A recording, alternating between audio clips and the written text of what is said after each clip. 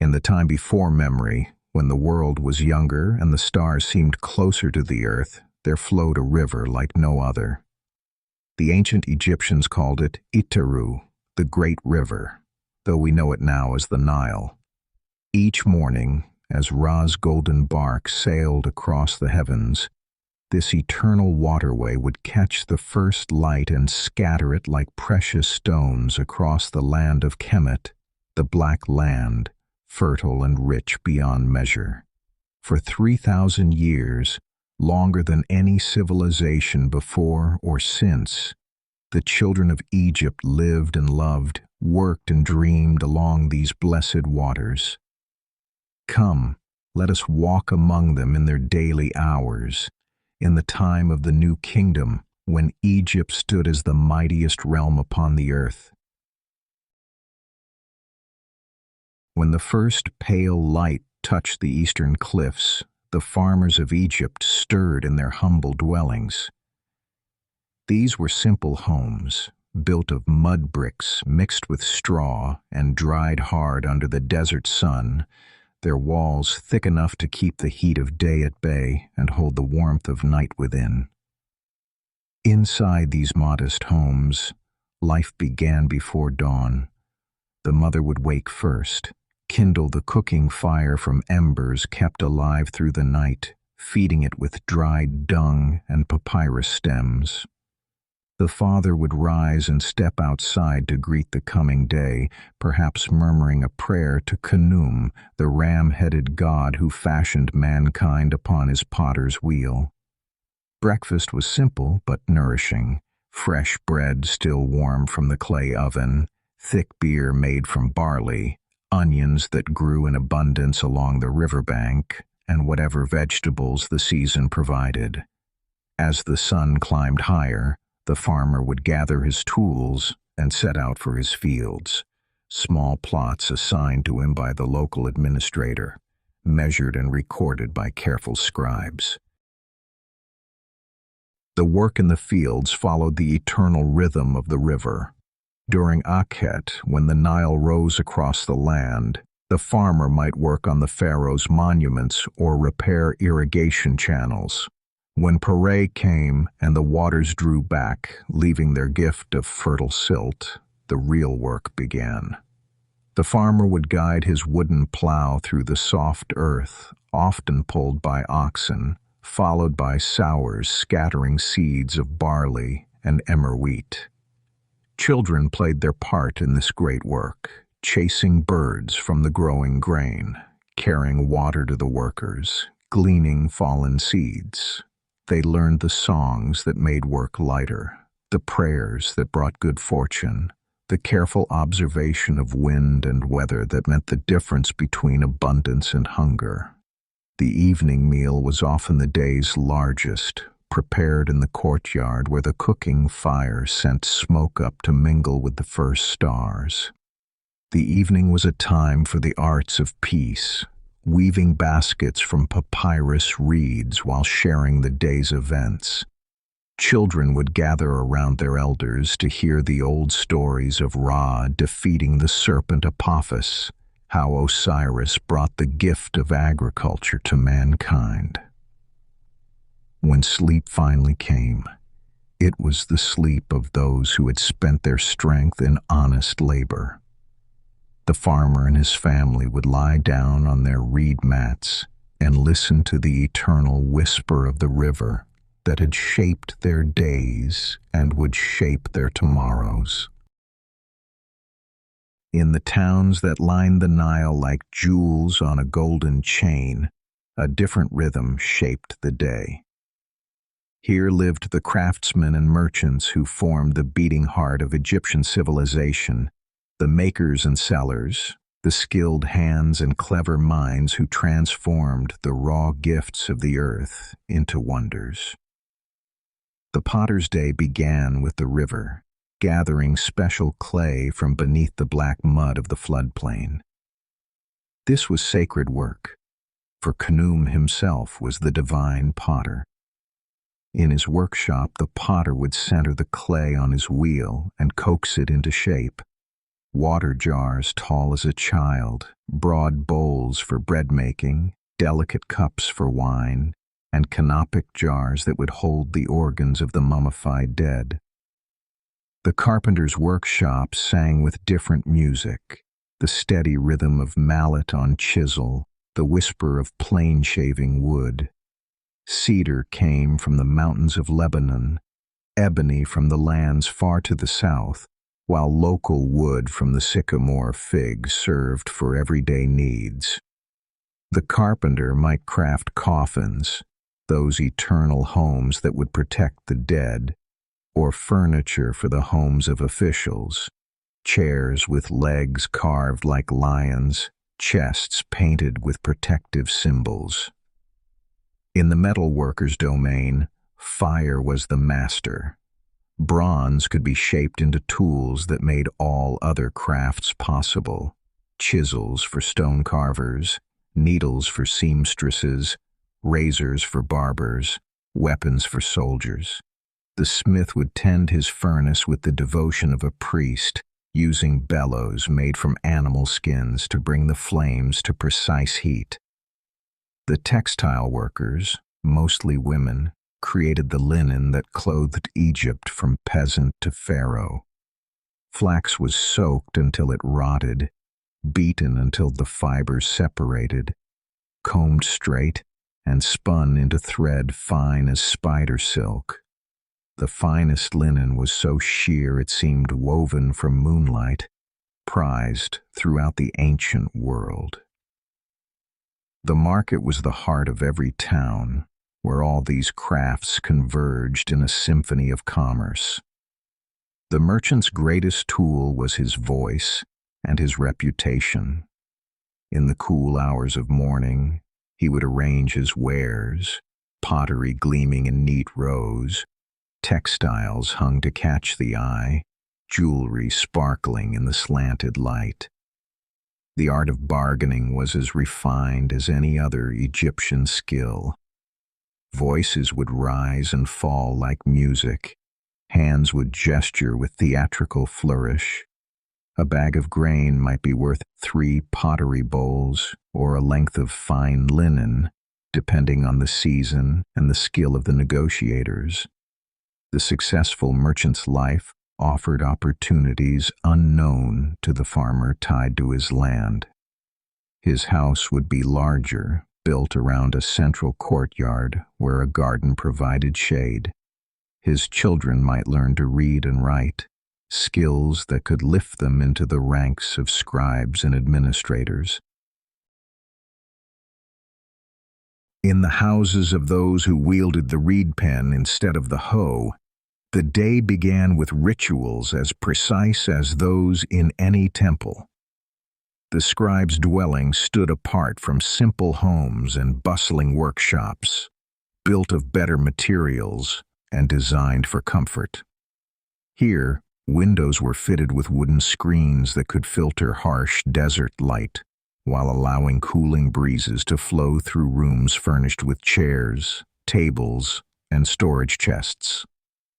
The scribe would wake before dawn, not to the urgency of physical labor, but to the subtle demands of mind and duty.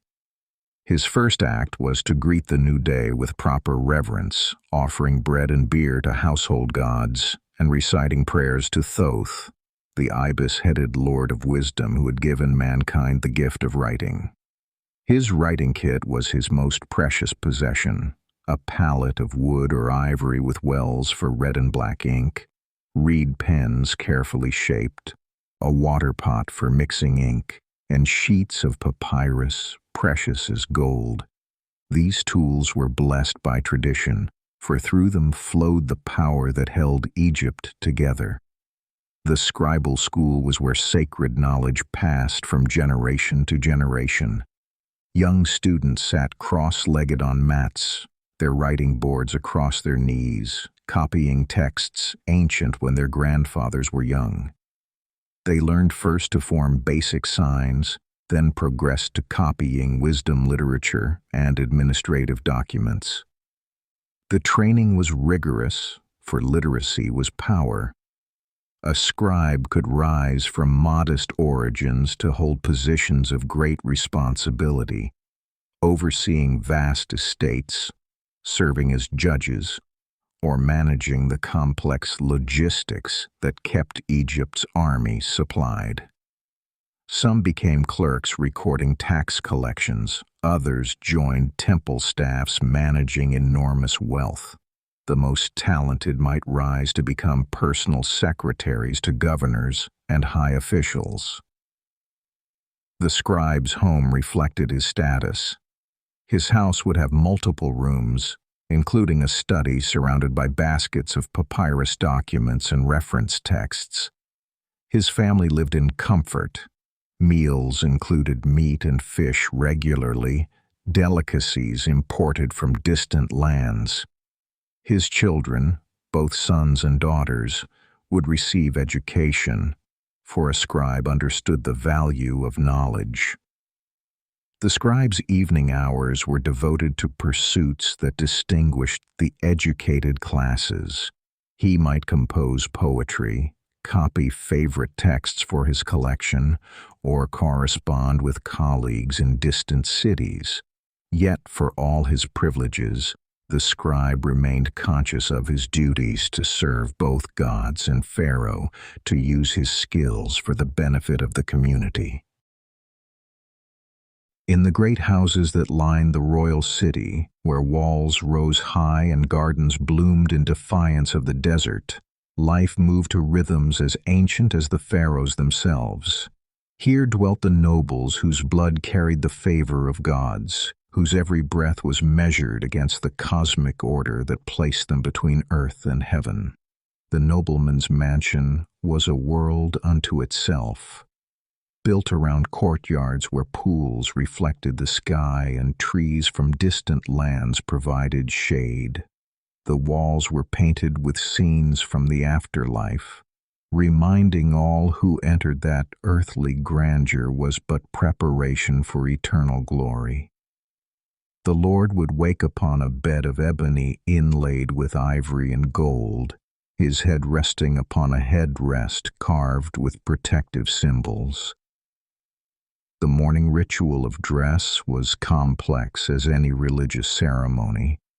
His body was bathed with perfumed water, then anointed with imported oils. His head was shaved smooth by skilled barbers, for among the elite, natural hair was replaced by elaborate wigs of human hair, curled and styled to indicate rank. His clothes were works of art, linen so fine it seemed woven from light itself, pleated into intricate patterns. Around his neck hung collars of gold and precious stones, each piece crafted by master jewelers whose skills were passed from father to son like sacred mysteries. His morning meal was served in dishes of silver and gold, bread from the finest flour accompanied by honey cakes, meat from cattle fattened in temple herds, wine from vineyards blessed by the gods. Even the water had been filtered through sand and charcoal, then cooled in porous clay vessels. The business of nobility was the business of Egypt itself. The nobleman might spend his morning in audience with petitioners, dispensing justice in cases that local officials could not resolve. Alternatively, his morning might be devoted to managing vast estates that stretched across multiple provinces, reviewing accounts kept by scribes trained in advanced mathematics. The afternoon might find him at court, participating in elaborate ceremonies that surrounded the pharaoh's daily activities. Military matters often claimed attention, for Egypt's greatness rested upon the strength of her armies. The noble's house was itself a center of culture and learning, with master craftsmen creating works that would serve both this life and the next. Yet even in his greatest luxury, the nobleman's thoughts turned often to eternity. The most elaborate tomb was being prepared for his eventual journey to the Field of Reeds, where the blessed dead enjoyed eternal abundance under Osiris's gaze. For in the end, even the greatest nobleman was but a servant of the cosmic order that placed Pharaoh between gods and men. For all the differences that separated the mud-brick hovel from the golden palace, there ran through Egyptian life certain currents as constant as the Nile itself, binding all who dwelt in the two lands into a single people with shared destiny. The sun that rose each morning looked down upon a land where every soul began the day with acknowledgement of powers greater than mortal understanding. Ra received homage from all alike, for his light fell equally upon rich and poor. His warmth blessed the nobleman's garden and the farmer's field with impartial generosity. The great festivals brought together all classes in celebrations that dissolved the barriers of daily life. During Opet, when the sacred barks traveled in magnificent procession, the streets overflowed with humanity from every level of society. Nobles in finest linen walked beside farmers in simple tunics, all sharing in the joy of divine presence made manifest. The family, whether housed in mud brick or stone, remained the foundation upon which all Egyptian society rested. The love between husband and wife was held sacred across all social levels. Children were treasured gifts from the gods, welcomed with equal joy in palace and peasant hut. Women, regardless of their station, held a status that would not be matched in most other ancient civilizations. The farmer's wife managed her household with the same authority as the nobleman's lady commanded her estates. Both could own property, engage in trade, and seek justice in the courts.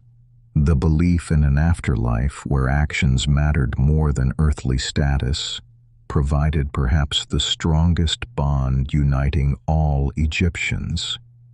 Before Osiris, all souls were equal. Their hearts weighed against the feather of Ma'at, regardless of the crowns or rags they had worn in life. The river itself was the greatest unifier, flowing past palace and hovel with the same eternal rhythm. Every Egyptian knew the Nile's moods, shared dependence on the river's annual gift, created a bond deeper than law or custom.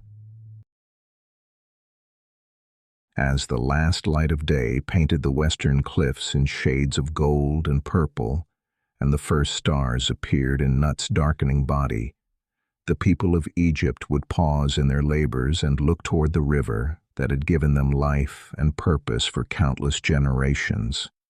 These were the rhythms that had pulsed through Egyptian hearts for 3,000 years. The patterns that had created a civilization so perfect in its adaptation to its environment that it seemed as eternal as the river itself.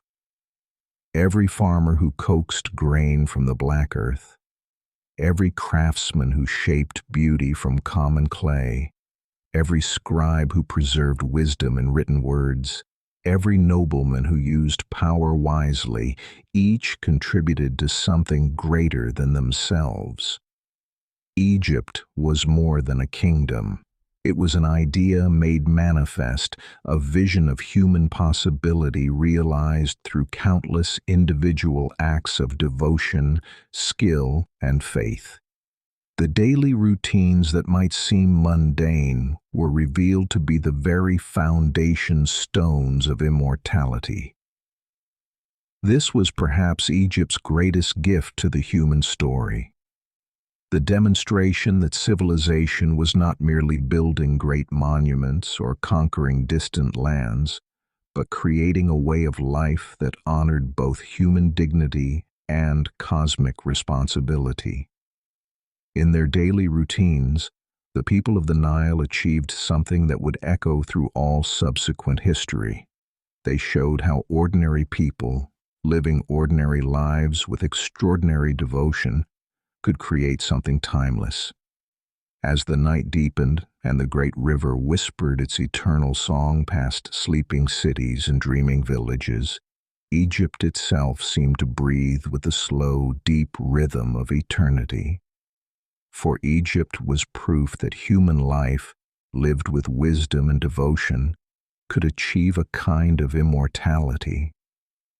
The farmer and the pharaoh, the craftsman and the scribe, all had played their parts in creating this eternal song that would continue as long as the great river flowed and human hearts remembered that life itself, properly lived, was the highest form of prayer.